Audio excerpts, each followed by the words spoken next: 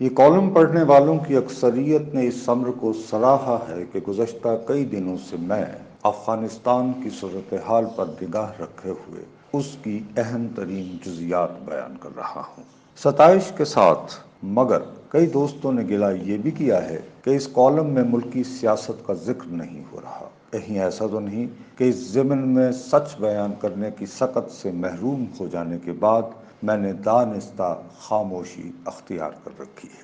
سرکار کے جاری کردہ ڈکلریشن کی بدولت روزانہ شائع ہونے والے اخبار کے لیے لکھتے ہوئے آپ کو یقیناً احتیاط برتنا ہوتی ہے۔ اس کے علاوہ بے تحاشا معاملات ایسے بھی ہیں جن کے بارے میں کھل کر لکھو تو فساد خلق کی آگ بھڑک سکتی ہے۔ صحافی کا بنیادی فرض مگر کسی نہ کسی انداز میں خبر کو عوام کے روبرو لانا ہے۔ اس فرض کو نبھانے کے لیے زبان و بیان پر کامل گرفت درکار ہے۔ اپنے کئی ساتھیوں کی طرح میں بھی اس ضمن میں کافی کمزور محسوس کرتا ہوں۔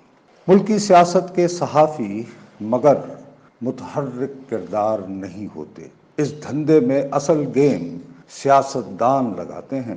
صحافی اس گیم کے مختلف عوامل اور لمحات کو محض بیان ہی کر سکتے ہیں۔ یہ عرض کرنے کے بعد دیانتداری سے سوال اٹھانا لازمی سمجھتا ہوں کہ ہمارے ہاں سیاستدانوں کے پاس کوئی گیم ہے بھی یا نہیں، اسے کھیلنا تو دور کی بات ہے۔ 1985 سے میری صحافت کا کلیدی انحصار پارلیمانی کارروائی پر رہا ہے۔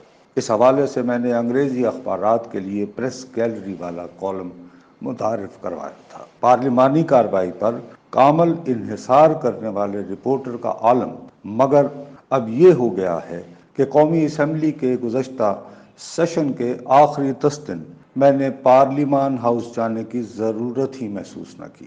ہمارے تحریری آئین نے تقاضا کر رکھا ہے کہ ہر پارلیمانی سال کے دوران قومی اسمبلی کے کم از کم 130 اجلاس ہوں۔ اس برس کے پارلیمانی سال کو اگست کے پہلے ہفتے میں مکمل ہونا تھا۔ قومی اسمبلی کے مگر مطلوبہ اجلاس مکمل نہیں ہوئے تھے۔ نام نہاد آئینی فریضہ نبھانے کے لیے روزانہ کی بنیاد پر لہٰذا اجلاس بلا لیے گئے۔ یہ اجلاس عموماً نماز عصر کے بعد شروع ہونا چاہیے تھے۔ ہمارے معزز اراکین مگر مغرب تک اپنے گھروں ہی میں آرام کرتے رہتے۔ طویل انتظار کے بعد بالآخر اجلاس شروع ہوتا تو 15 یا 20 منٹ کی کارروائی کے بعد بالآخر کورم کی نشاندہی ہو جاتی۔ اس کی عدم موجودگی میں اجلاس دوسرے دن کے لیے مؤخر کر دیا جاتا۔ وزراء شاذ ہی قومی اسمبلی کے حالیہ اجلاسوں میں آئے۔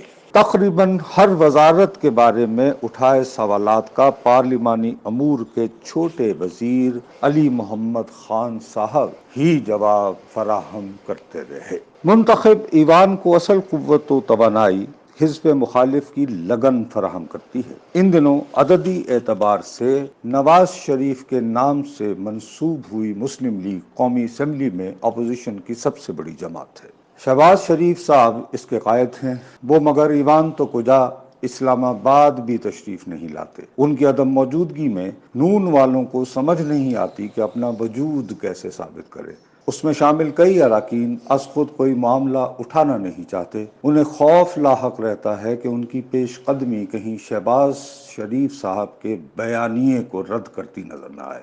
شہباز شریف صاحب کا بیانیہ مگر کبھی کھل کر بیان نہیں ہوا۔ عمومی تاثر البتہ یہ ہے کہ وہ نیوے نیوے رہ کر ڈنگ ٹپانا چاہ رہے ہیں۔ ہماری ریاست کے دائمی اداروں سے درپردہ رابطوں کی کوشش کرتے ہیں اور اچھے وقت کا انتظار کر رہے ہیں۔ امید برا انتظار ٹھوس حکمت عملی نہیں بلکہ سیاستدان کی بے بسی اور بنجر ذہن کا اظہار ہوتی ہے۔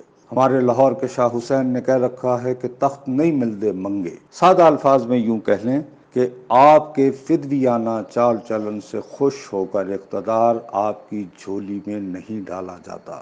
اقتدار کے حصول کے لیے ہاتھ آپ ہی کو بڑھانا ہوتا ہے۔ پیپلز پارٹی کے جواں سال قائد بلاول بھٹو زرداری پہلی بار قومی اسمبلی کے لیے منتخب ہو کر ایوان میں آئے تو باقاعدگی سے اس کی کارروائی میں گرم جوش انداز میں حصہ لیتے رہے۔ ان کی چند تقاریر نے ایوان میں رونق بھی لگائے رکھی۔ چند ماہ بعد مگر ان کا جذبہ بھی مدھم ہو گیا۔ شہباز شریف صاحب کی طرح اب وہ بھی ایوان سے غائب رہتے ہیں۔ منتخب ایوانوں سے مایوس ہوئے سیاستدان جلسے جلوسوں کے ذریعے عوام کو متحرک کرنے کی کوشش کرتے ہیں۔ پی ڈی ایم کے انتقال پرملال کے بعد یہ سلسلہ بھی ختم ہو چکا ہے۔ اپوزیشن کے قائدین مختلف موضوعات پر بیانات جاری کر دیتے ہیں۔ ان کی جانب سے میڈیا سے رابطے رکھنے والے ان بیانات کو ٹکروں کی صورت ٹی وی سکرینوں پر دکھانے کی کاوشوں میں مصروف رہتے ہیں۔ جلسے جلوسوں کا موسم نہ ہو تو سیاستدان شہر شہر جا کر اپنی جماعت کے مقامی قائدین سے تفصیلی ملاقاتوں کے ذریعے یہ جاننے کی کوشش کرتے ہیں کہ حکومت کو کون سے معاملات اٹھاتے ہوئے جواب دہی کو مجبور کیا جائے۔ مختلف شہروں کے مقامی قائدین مگر اب لاہور، کراچی یا اسلام آباد جا کر اپنے قائدین کے گھروں میں حاضری دیتے ہیں، ان کے ساتھ کھڑے ہو کر سیلفی بناتے ہیں اور اسے اخبار میں شائع کروانے کی کوشش کرتے ہیں۔ اس نوع کی سیاست کے بارے میں کیا لکھا جائے؟ 1980 کی دہائی سے افغانستان ہمارا اہم ترین مسئلہ رہا ہے۔ ضیاء الحق کے بدترین جبر کے دور میں بھی سیاستدانوں کا ایک مؤثر حلقہ ان کی افغان پالیسی کا شدید ناقد رہا۔ نوبت یہاں تک پہنچی کہ جنرل ضیاء کے نامزد کردہ وزیر اعظم محمد خان جنید مرحوم نے بھی فوجی صدر کی خواہش کے برعکس جنیوا میں اقوام متحدہ کے سائے تلے ہوئے مذاکرات کے ذریعے افغان مسئلے کا حل ڈھونڈنا چاہا۔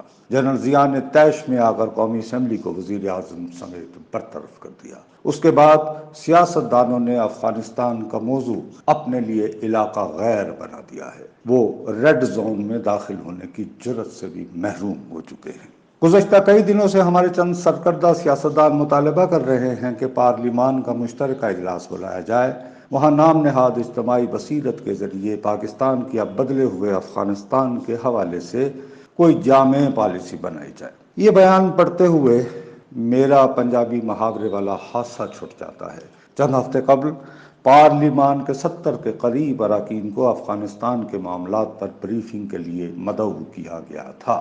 وزیر اعظم نے مذکورہ بریفنگ میں اپنی صورت دکھانے کی بھی زحمت گوارا نہ کی۔ آرمی چیف 7 گھنٹوں تک ان سے گفتگو میں مصروف رہے۔